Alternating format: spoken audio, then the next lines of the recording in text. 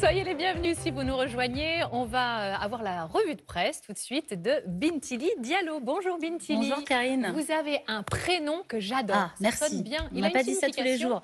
Oui, Particulière. ça veut dire le coucher du soleil. Oh, En plus, c'est trop poétique. mignon. Le J'ai de la coucher chance. du enfin, à cette heure-ci, c'est plutôt le lever Exactement, du soleil. on est Enfin, un bon. peu à l'inverse. Alors, pour cette revue de presse, ma chère Bintili, on commence avec cette une du Parisien et cette interview exclusive de Gérard Darmanin. Oui, entretien fleuve du ministre de l'Intérieur avec cette phrase forte. Priorité aux plaintes pour violences conjugales. Le premier flic de France veut que les plaintes déposées par des femmes pour violences conjugales soient traitées avant celles pour les cambriolages, les stupéfiants ou encore les vols à la tire.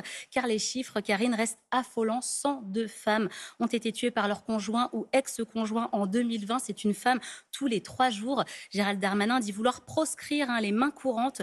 L'objectif est que 100% des constatations se transforment en plainte ou signalement à la justice, dit le ministre.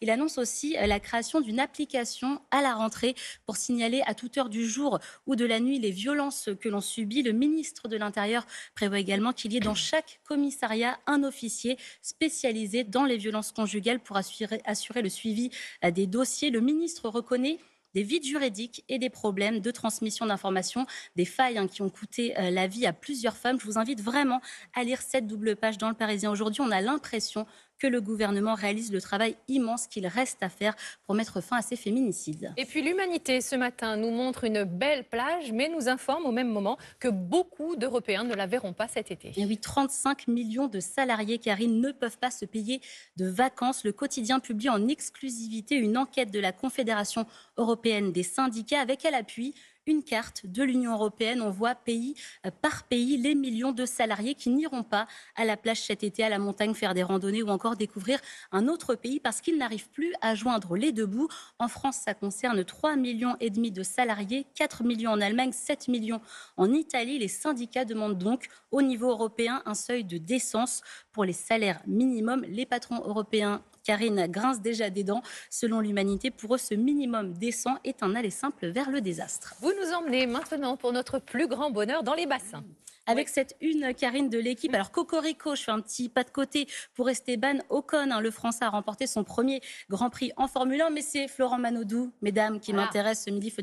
Ce matin, il faut dire qu'il est très, très beau. Ah bon? Retour, on n'avait pas vous remarqué. n'aviez pas vu, hein? Non, on n'avait pas vu. Les petites fossettes, tout ça. Bon. Oui. Retour en force donc du nageur français qui a décroché l'argent hier au JO de Tokyo sur 50 mètres. Manodou, l'Odyssée titre l'équipe, car comme Ulysse, Florent Manodou a vécu bien des épreuves avant de revenir à son plus haut niveau. Le Parisien titre Heureux qui, comme Ulysse, référence bien sûr, Heureux qui, comme Florent. Attention, référence donc à Ulysse. Une nouvelle fois, il y a la chanson de Brassens. Le quotidien nous rappelle qu'après les Jeux de Rio, l'athlète était rincé, usé. Il a laissé les bassins pour le handball. Le Parisien nous dit qu'il a aussi peaufiné ses accords avec Jérémy Frérot, chanteur et compagnon de sa sœur Laure Manodou. Exactement. Oui. Et l'équipe qui joue un petit peu les magazines People, Karine, avec cette belle photo en page 12. L'étreinte entre Florent Manodou et Perny Blum. C'est sa compagne danoise qui, elle, a reçu la médaille de bronze sur 50 mètres aussi, à 10 minutes d'intervalle. Sympa le couple. On ne peut pas rivaliser là, de toute façon. Bon, alors on peut terminer avec cette série d'été sur Bob Marley. Exactement, série signée Libération et qui s'appelle Le jour où. On est le 3 décembre 76 et c'est le jour où Bob Marley et ses musiciens ont été la cible de tireurs alors qu'ils s'apprêtaient à donner un concert pour la paix à Kingston. Libé revient sur le contexte politique de l'époque en Jamaïque, la guerre des gangs, et raconte par minute le jour où Bob Marley a échappé à la mort. C'est passionnant. Je termine rapidement avec Libé qui rend aussi hommage ce matin à un musicien avec cette sublime double page sur Jacob Desvarieux, le cofondateur du groupe Kassav qui s'est éteint ce week-end. Il est mort du Covid. Libé, tout comme l'Humanité, salue l'étoile du Zouk. Et ce week-end, Youssou N'Dour, Teddy Riner, Christiane Taubira ont rendu hommage à celui qui a marqué des générations de musiciens qui s'est battu pour la représentation des ultramarins et des Africains. Allez lire ces pages, c'est dans Libé et l'Humanité. Oui, ça vous parle, vous, Nathalie, hein?